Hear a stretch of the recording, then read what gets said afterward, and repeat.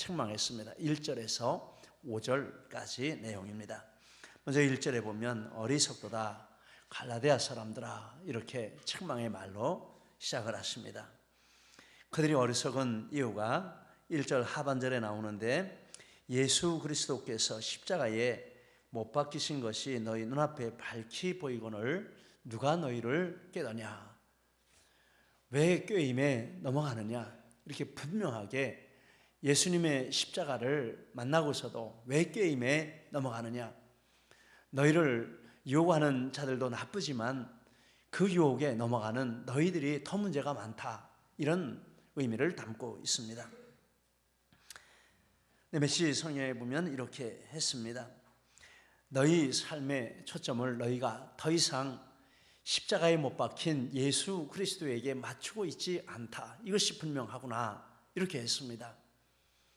유혹을 받게 되고 예수님을 떠나게 되는 그것은 예수님의 십자가에 중심을 두지 않기 때문이라 하는 것입니다.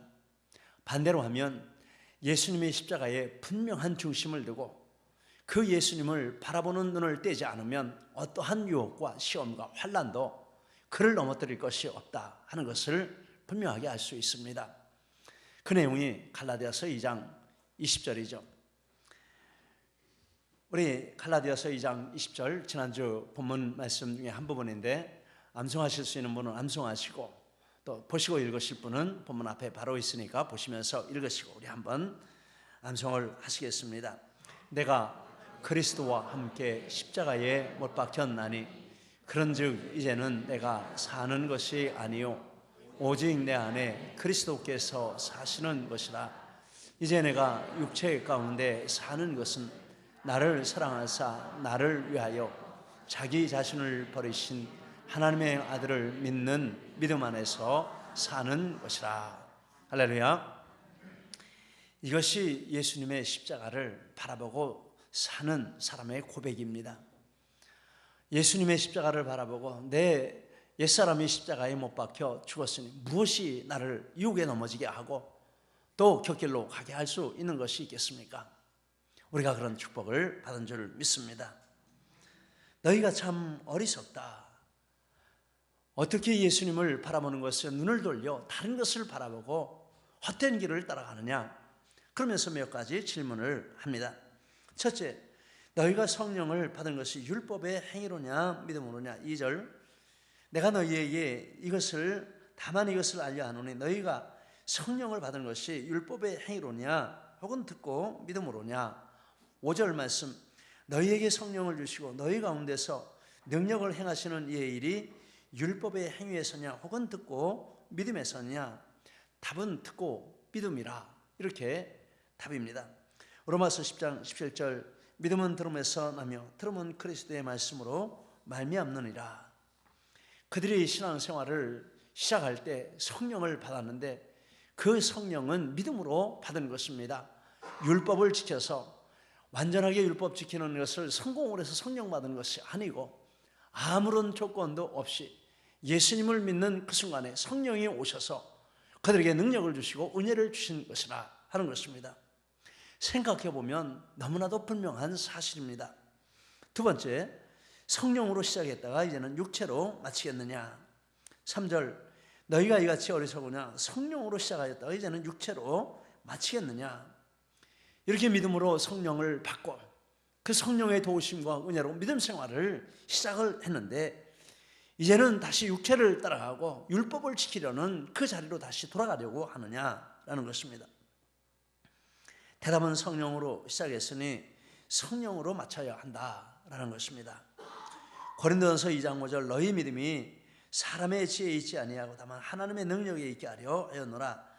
갈라디아서 6장 8절, 자기의 육체를 위하여 심는 자는 육체로부터 썩어진 것을 거두고 성령을 위하여 심는 자는 성령으로부터 영생을 거두느니라. 그러므로 성령으로 시작했으면 계속 성령으로 가야 하는 것이지 다시 육체로 돌아가면 절대 있을 수 없는 일을 하는 것이라 하는 말씀입니다. 세 번째, 믿음을 지키기 위해서 지금까지 받은 고난을 헛되게 하려느냐? 4절, 너희가 이같이 많은 괴로움을 헛되이 받았느냐? 과연 헛되냐? 답은 아니라 하는 것입니다. 끝까지 믿음을 지켜서 믿음의 열매를 맺어야 하고 하나님 앞에 설 때까지 믿음으로 살아야 한다 하는 것이 답입니다. 갈라디아서 6장 9절 우리가 선을 행하되 낙심하지 말지니 포기하지 아니하면 때가 이름에 거두리라. 히브리서 10장 39절 우리는 뒤로 물러가 멸망할 자가 아니요 오직 영혼을 구원함에 이르는 믿음을 가진 자니라. 이런 질문을 통해서 바울 사도는 그들이 어떻게 믿음을 시작했는지, 어떻게 성령을 받았는지, 어떻게 믿음을 지키기 위해서 지금까지 고난을 감수했는지 그런 것들을 상기시키고, 그러므로 다시 율법으로 돌아가지 말고 믿음을 포기하지 말고 다시 예수 그리스도께 초점을 맞추고 계속해서 믿음의 삶을 사는 그 노력을 포기하지 말라 좀 말씀을 하는 것입니다. 세상에 어리석은 일이 많이 있지만 정말 어리석고 가장 어리석은 일은 믿는 사람이 예수 믿는 것을 버리고 세상으로 돌아가고 다른 신을 찾아가는 이것이 가장 어리석고 미련한 것인 줄 믿습니다. 기왕에 믿은 예수, 끝까지 예수 잘 믿으시기를 예수님 이름으로 축복합니다. 나는 살아도 예수 위에 살고 죽어도 예수 위에 살고 이제는 다른 길이 없다, 이 길밖에 없다 하고 믿음으로 나가시는 우리 모두가 되시기를 축복합니다. 이 길밖에 없습니다.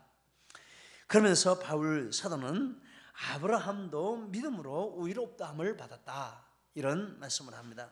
6절에서부터 9절 말씀입니다. 아브라함이 하나님을 믿음으로 하나님께서 그를 의롭다 하셨다. 6절 아브라함이 하나님을 믿음에 그것을 그에게 의로 정하셨다. 그런데 바울 사도는 1차 선교 여행 때 또 2차 선교 여행 때도 마찬가지입니다만은 갈라디아 지역에 가셔서 전도할 때 그 주 대상이, 첫 번째 대상이 아브라함의 후손과 하나님을 경외하는 사람들이었습니다. 사도행전 13장 26절. 그런데 아브라함의 후손은 유대인들을 가리키는 것이죠.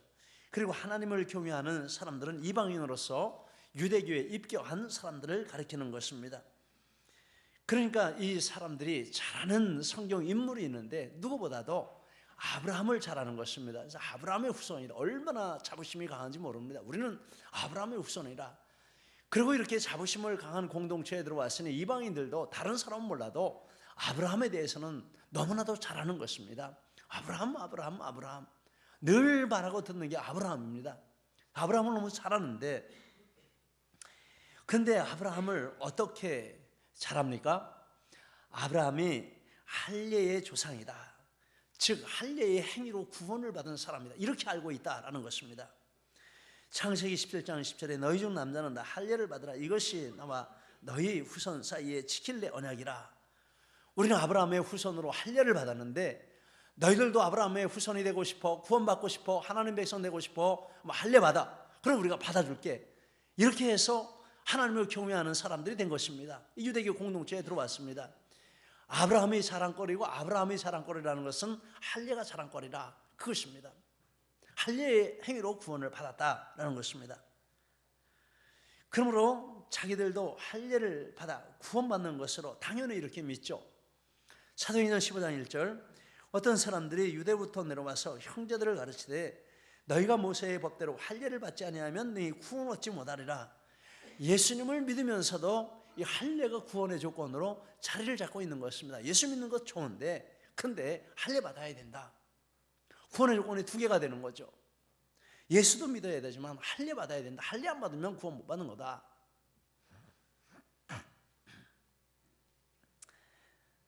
그래서 바울은 아브라함이 구원받은 근거가 할례가 아니고 믿음이라 하는 것을 본문에서 주장을 하는 것입니다. 왜냐하면 그것이 증명이 되면 할례파의 주장이 무너지게 되는 것이고, 그러면 갈라디아 교회 성도들을 다시 복음으로 되돌릴 수 있는 그런 일이 이루어질 수 있기 때문에 지금 유대인들이 자랑하고 또 할례파에 완전히 이렇게 세뇌당한 이 갈라디아 교회 성도들을 다시 구원하기 위해서 아브라함이 할례로 구원받은 것이 아니라 믿음으로 구원받았다 하는 것을 증명하고자 하는 것입니다. 그래서 아브라함은 믿음으로 의롭다함을 받았습니다. 위에서도 말씀을 했고 특별히 창세기에 보면 할례를 받은 일은 창세기 17장에 나오는 것입니다. 그런데 하나님께서 아브라함이 하나님을 믿으니까 그 믿음을 의로 여기셨다 하는 사건이 나오고 있는데 창세기 15장에 나옵니다. 15장 6절에 아브라함이 여호와를 믿으니 여호와께서 이를 그의 의로 여기시고, 그러면 믿음과 할례와의 관계가 있는데 그 믿음과 할례의 관계를 성경이 이렇게 말씀을 하고 있습니다.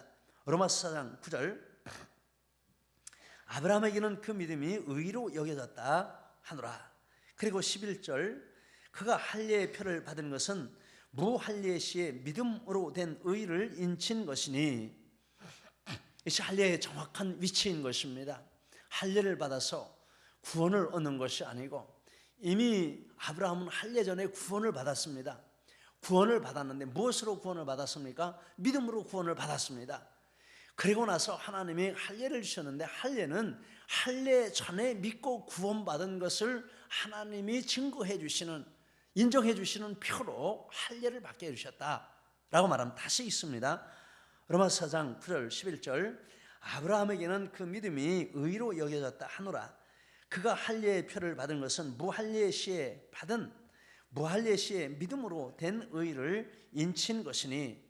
그런데 사실은 바울도 정말 몰랐습니다. 예전에는 너무너무 몰랐습니다. 할례를 자랑했습니다.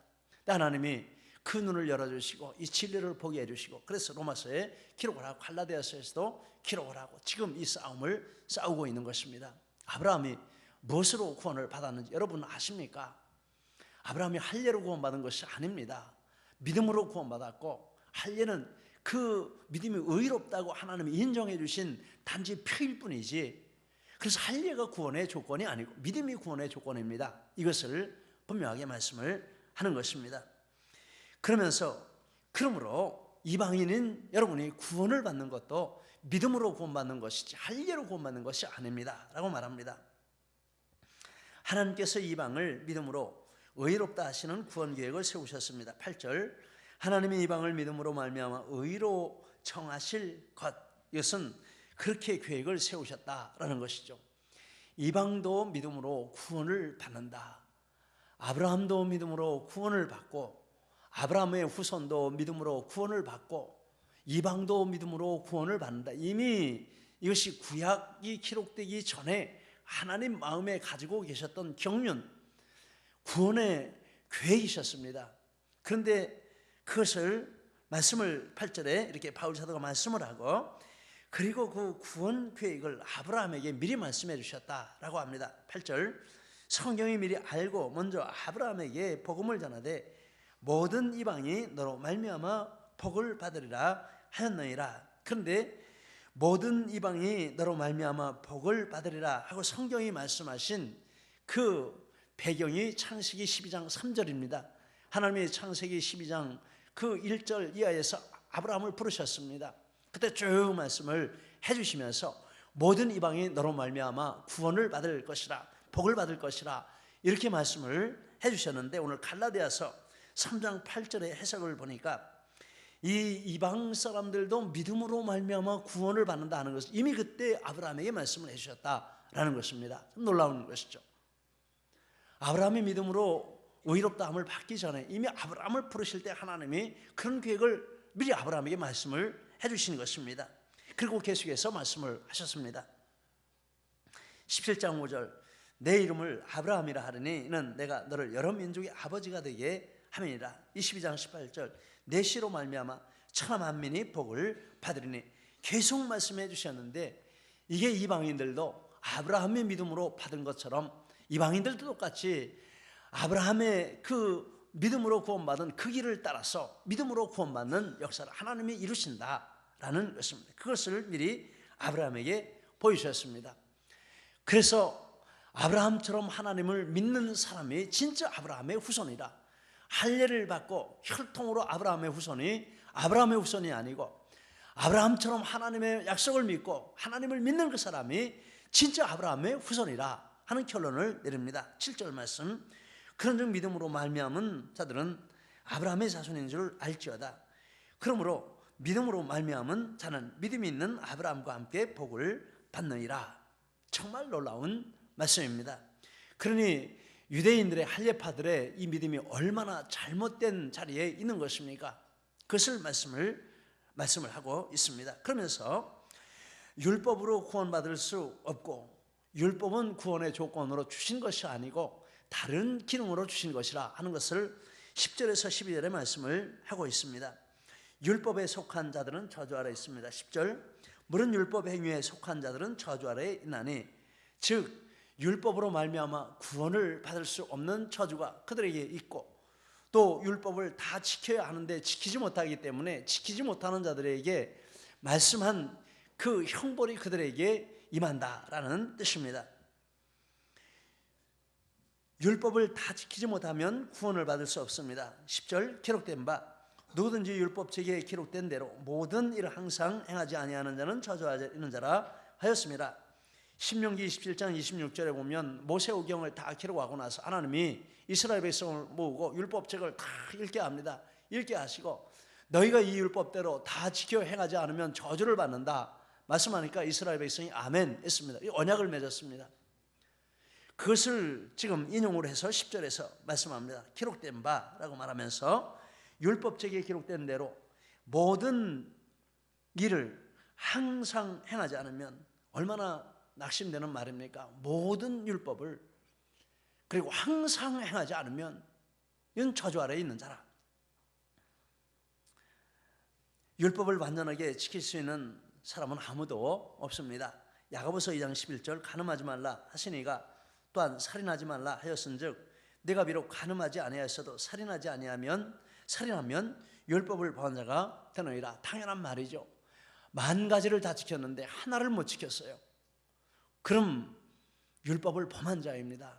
율법의 저주가 그에게 임하는 것입니다. 얼마나 무섭습니까? 얼마나 무거운 짐입니까? 그런데 혹시 외적으로는 다 지킬 수 있다고 그렇게 말하는지 모르지만 마음으로는 지킬 수가 없는 것입니다. 그런데 율법은 행위만 보는 것이 아니라 마음까지, 모든 감정까지, 모든 지식까지, 모든 의지까지, 모든 생각까지 다 저 안에 숨어 있는 것까지 다 드러나게 하고 그것을 다 죄로 정하고 이렇게 말씀을 했습니다.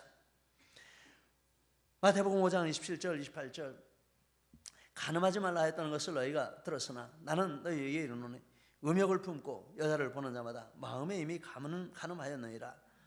로마서 7장 7절 율법이 탐내지 말라 하지 아니하였다면 내가 탐심을 알지 못하였으리라.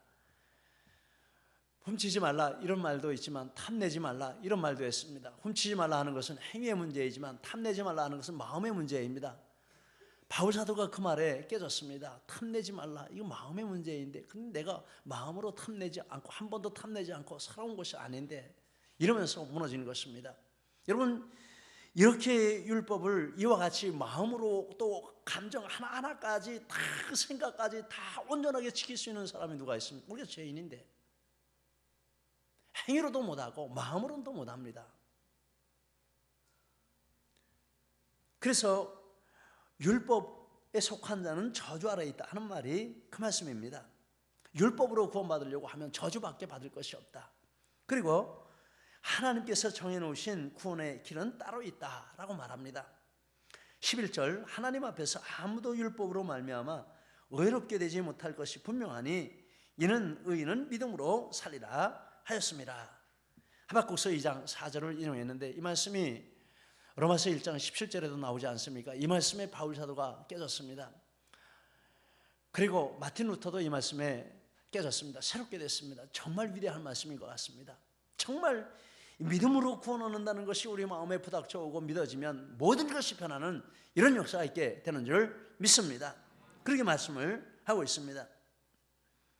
구원의 길은 율법의 길이 아니고 믿음의 길이라 하는 것을 말씀을 합니다. 율법의 길은 믿음의 길과 다릅니다. 12절 율법은 믿음에서 난 것이 아니니 율법을 행하는 자는 그 가운데서 살리라. 유대인들은 율법을 지키는 게 하나님 믿는 거야. 율법을 지켜서 하나님 믿고 그래야 구원을 받아. 율법의 길과 믿음의 길을 같이 섞어 놓습니다. 그런데 바울 사도는 완전히 별개라고 말합니다. 율법의 길은 율법의 길이고 구원의 길은 믿음의 길이다. 율법의 길과 믿음의 길은 같이 가는 길이 아니고 전혀 반대되는 길이다. 정말 구원받고 싶으면 율법의 길을 떠나서 믿음의 길로 들어와라, 이렇게 말씀을 했습니다. 율법의 역할은 죄를 깨닫게 하여 예수님께로 인도해주는 거기까지라 하는 것입니다. 로마서 3장 20절, 율법의 행위로 그 앞에 의롭다 하심을 얻을 육체가 없나니 율법으로는 죄를 깨달음이니라. 24절, 본문 24절, 3장 24절, 이같이 율법이 우리를 그리스도께로 인도하는 초등교사가 되어 우리로 하여금 믿음으로 말미암아 의롭다함을 얻게 하려 함이라. 율법은 우리가 죄인인 것을 깨닫게 하고 그래서 예수님을 믿도록 만들어주는 이게 율법의 길입니다. 거기까지입니다. 그리고 진짜 믿음의 생활은 예수님을 믿는 것에서 시작해야 된다라는 것입니다. 이렇게 율법의 용도를 분명하게 말씀을 하고, 근데 지금 율법의 길과 믿음의 길을 혼동을 시켜가지고 이 할례파들이 자꾸 성도들을 미혹합니다. 그리고 분명한 믿음의 길을 또 말씀을 합니다. 구원은 오직 예수 그리스도를 믿음으로만 받는다. 13절 14절에서 말씀합니다. 그리스도께서 우리를 위하여 저주를 받으셨다. 13절 첫 번째, 그리스도께서 우리를 위하여 저주를 받은 바 되사, 그리고 그 저주를 받으시는 방법은 우리 대신 나무에 달려 저주의 죽음을 죽으신 것입니다. 13절 세 번째, 기록된 바 나무에 달려 저주 아래에 있는 자라 하였습니다. 그래서 율법의 저주에서 우리를 속량하셨습니다. 13절 가운데 율법의 저주에서 우리를 속량하셨으니, 속량은 노예를 값을 지불하고 사서 자유를 준다라는 뜻입니다. 예수님은 율법의 노예가 된 우리들을 이와 같은 방법으로 속량해 내셔서 우리에게 율법으로 구원받으려는 그런 것을 완전히 자유를 주시고, 율법의 저주에서 완전하게 자유를 주시고 예수님을 믿는 믿음으로 구원받는 이런 축복을 우리에게 주셨다라고 말씀을 했습니다. 영원히 율법에 매이지 않는 이 자유를 우리에게 주셨습니다. 이렇게 해서 아브라함의 복이 이방에 미치게 되었습니다. 14절 상반절, 그리스도 예수 안에서 아브라함의 복이 이방에 미치게 하고, 아브라함의 복이 이방에 미치는 그것은 믿음으로 구원을 얻는 것입니다.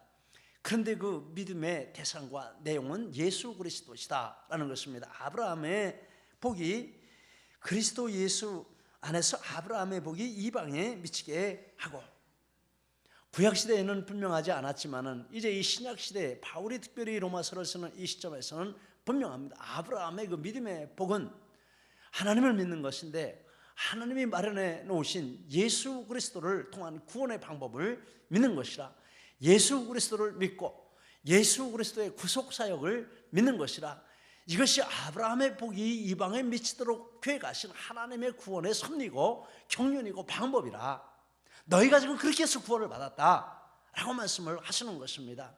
우리도 그렇게 구원을 받은 줄 믿습니다. 할렐루야, 할렐루야. 이렇게 아브라함의 복이 예수 그리스도 안에서 우리에게 미쳤습니다. 우리에게 왔습니다.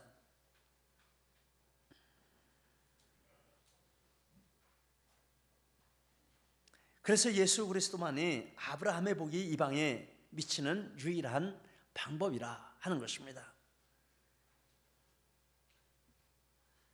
아브라함이 받은 이신 칭의의 복을 이방이 함께 누리겠다고 하신 이 약속, 창세기 12장 3절 그리고 17장 그리고 22장, 여기 이렇게 너로 말미암아 열방의 복을 받겠다 하신 그 약속이 이렇게 예수 그리스도로 말미암아 성취가 되었다라고 말하는 것입니다. 이것밖에는 아브라함의 복이 이방에 미치게 되고 성취되게 되는 방법이 없는 것입니다.